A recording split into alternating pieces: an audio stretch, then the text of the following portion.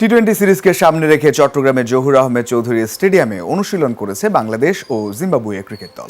মাহমুদুল্লাহ সহ premier league খেলতে ঢাকায় ফেরা 4 ক্রিকেটার ছিলেন না অনুশীলনে।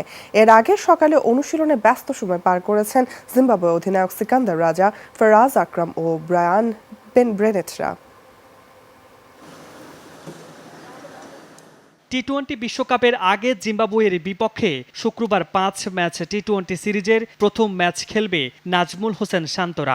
বাকি ক্রিকেট বিশ্বের চোখ যখন বিশ্বকাপের দল ভাবনায় সাইফুদ্দিন আফিফদের মাথায়, তখন শুধুই এই সিরিজ।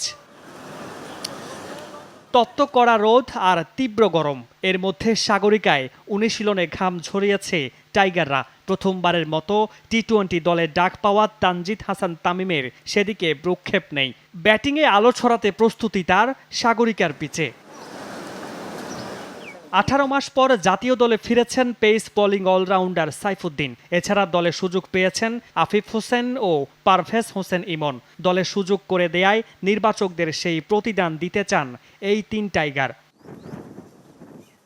অনুশীলনে বেশ আত্মবিশ্বাসী দেখা গেছে টাইগার ক্যাপ্টেন নাজমুল হোসেন শান্তকে। করেছেন ব্যাটিং, সতীর্থদের দিয়েছেন নানা পরামর্শ। জিম্বাবুয়ের সাথে 5 ম্যাচ টি-20 সিরিজে প্রথমটিতে জয়ী হয়ে ম্যাচের ধারাবাহিকতা বজায় রাখতে চান নাজমুল হোসেন শান্ত ও তার সতীর্থরা। সাগরিকায় ভালো পারফরমেন্স করে বিশ্বকাপের আগে নিজেদেরকে আরও একটু পাকাপোক্ত করতে চান লাল সবুজরা। এর আগে সকালে অনুশীলনে ব্যস্ত ছিল জিম্বাবুয়ে অধিনায়ক সিকান্দার রাজা, ফরাজ আকরাম, ব্রায়ান বেনেটরা। বাংলাদেশের সাথে টি-20তে চোখে পড়ার মতো তাদের কোনো সাফল্য না থাকলেও এবার তা করে দেখাতে চায় জিম্বাবুয়ে।